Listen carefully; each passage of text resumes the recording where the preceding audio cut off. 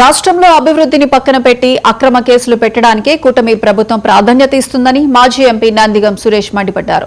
అంబటి రాంబాబు తన ఇంటికి వస్తుంటే అడుగడుగున పోలీసులు అడ్డంకులు సృష్టించడం దారుణమన్నారు. వచ్చే ఎన్నికల్లో మళ్లీ అధికారంలోకి వస్తామని ధీమా వ్యక్తం చేస్తున్న నందిగం సురేష్ తో మా senior coordinator Muralikrishna face to face.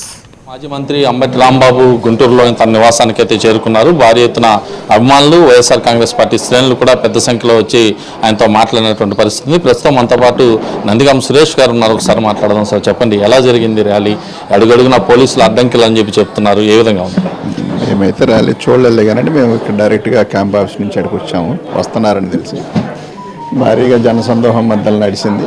Police ఆంక్షలు సహజంగా పెడతారు కాబట్టి పెట్టారు. దాన్ని అధిగమించి ఇంటికి చేరుకోవడం జరిగింది. చాలా సంతోషంగా ఉంది. ఎందుకంటే రాంబాబు గారు 18 రోజుల తర్వాత రిలీజ్ అయ్యి ఇంటికి రావడం, ఎన్ని అక్రమ కేసులు పెట్టినా రాంబాబు గారు భయపడనని చెప్పారు. ఖచ్చితంగా అదే మాట మీద నిలబడి వాళ్ళు వచ్చేటప్పుడు కూడా, వెళ్ళేటప్పుడు ఏ ఫీల్తో అయితే వెళ్ళారు, రిటర్న్ వచ్చేటప్పుడు కూడా అదే ఫీల్తో వచ్చారు. కాబట్టి ఏనాడైనా మంచి గెలుచుద్ది అనేది ఇది ఒక నిదర్శనం. అంటే వరుసగా కూడా తీసుకోవచ్చు. ఇవాళ అంబటి రాంబాబు గారు బెయిల్ మీద వచ్చారు. అయితే ఆ రోజు జరిగినటువంటి కేసుల నేపథ్యం, ఇప్పటి వరకు వరుస కేసులు కూడా వైసీపీ శ్రేణుల మీద పెడుతున్నటువంటి పరిస్థితి. తాజాగా హెరిటేజ్ సంస్థ నుంచి వైఎస్ఆర్ కాంగ్రెస్ పార్టీకి సంబంధించి అనేక మంది మీద కూడా నోటీసులు వచ్చినటువంటి పరిస్థితి. ఎలా తీసుకోవచ్చు అంటారు? ఇంకా అదేనండి, ఇప్పుడు వాళ్ళు తప్పును ఒప్పుకోవడం కాకుండా తప్పును కప్పుచ్చుకునే ప్రయత్నంలో భాగంగా మరొక స్టెప్ ముందుకు అన్నట్టుగా తయారైంది.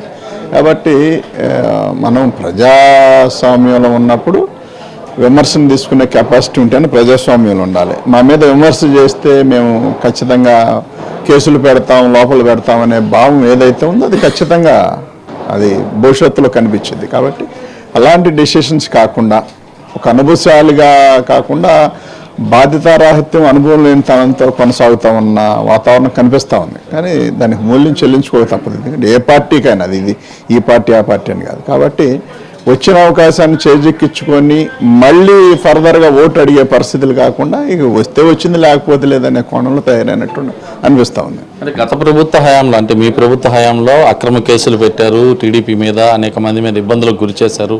కాబట్టి ఇప్పుడు మేము న్యాయబద్ధంగానే ముందుకెళ్తున్నాం. ఎవరైతే అక్రమంగా ఇబ్బందులు పెడుతున్నారో, దీని మీద మాట్లాడుతున్నారో వాళ్ళ మీద మాత్రమే కేసులు పెడుతున్నాం నారా లోకేష్ దగ్గర నుంచి టీడీపీ శ్రేణుల వరకు అంటున్నాయి. ఏమంటారు? అప్పట్లో వాళ్ళ తప్పులు వాళ్ళకి తెలుసు కాబట్టి వాళ్ళ తప్పులు తెలిసే కేసులు పెట్టారు. అవి కూడా 1 వీక్ 10 డేస్ అట్లానే నెల్లపడింతరాల పగ తీర్చుకోవడాలు. మళ్ళీ మా ఏంలో ఒకవేళ కేసు అయి ఉంటే దాన్ని ఫాలోఅప్ చేయడం కూడా లేదు. చట్టానికి వదిలేసి కామ్గా కూర్చున్నాం. బ్యాక్గ్రౌండ్లో ఉండి ఇది చేయొద్దు, అది చేయొద్దు, బెయిల్ రాకుండా అడ్డుకోండి, ఆంక్షలు పెట్టండి, ఈ కోణాలు ఎక్కడా జరగలేదండి. అంటే ఒక రకమైన పిచ్చి పరాకాష్ఠకి చేరిన స్థితులు ఇప్పుడు చేస్తూ ఉన్నారు. గతం అట్లా లేదండి. కేసు అంటే కేసే, అంతే తప్ప దాన్ని పికప్ చేసి 4 అబద్ధపు కేసులు పెట్టించి అబద్ధ సాక్ష్యాలు క్రియేట్ చేసి ఇలాంటి పరిస్థితులు ఆ రోజు లేవు. తప్పు జరిగింటే తప్పు జరిగినట్టే మాట్లాడారు. కాబట్టి ఇవాళ అలా కాదు కదా, వాళ్ళ తప్పును ఖండించితే కేసు పెట్టే విధంగా తయారయ్యారు. కాబట్టి అది ప్రజలు చూస్తూ ఉన్నారు. ఇప్పటికే చేదరించుకునే పరిస్థితిలో ఉన్నారు. భవిష్యత్తు ఇంకెట్లా ఉంటుందో చూడాల్సిన అవసరం. చివరిగా అంబటి రాంబాబు గారు ఇటు రాజమండ్రి నుంచి గుంటూరు చేరుకునేంత వరకు అనేక చోట్ల కూడా పోలీసులు ఆపారు. ఏదైతే నోటీసులు ఇచ్చారు, ర్యాలీగా రావడానికి లేదని చెప్పారు. ఈయన ఏదైతే కారు దిగడం, పోలీసులతో వాగ్వాదం వేసుకోవడం, మళ్ళీ వాహనాలు రాయించడం, ఏ విధంగా తీసుకోవచ్చు పోలీసు వ్యవస్థ? తీసుకునేది ఏముందండి, మొదటి నుంచి వస్తూ ఉన్నాం. పోలీసులను అడ్డు పెట్టుకొని వీళ్ళు కొనసాగిస్తూ ఉన్నారు ఈ ప్రభుత్వం. వాళ్ళు లేకపోతే వీళ్ళు ఏం చేయలేని పరిస్థితి. కాబట్టి రేపు ఇదే పోలీసులు కూడా మళ్ళీ ఇదే వైఎస్ఆర్ కాంగ్రెస్ పార్టీ అధికారం చేపట్టిన తర్వాత పనులు చేయాలని పరిస్థితులు ఉంటాయి. సేమ్ ఇలానే ఉంటుందేమో రేపు భవిష్యత్తు కూడా.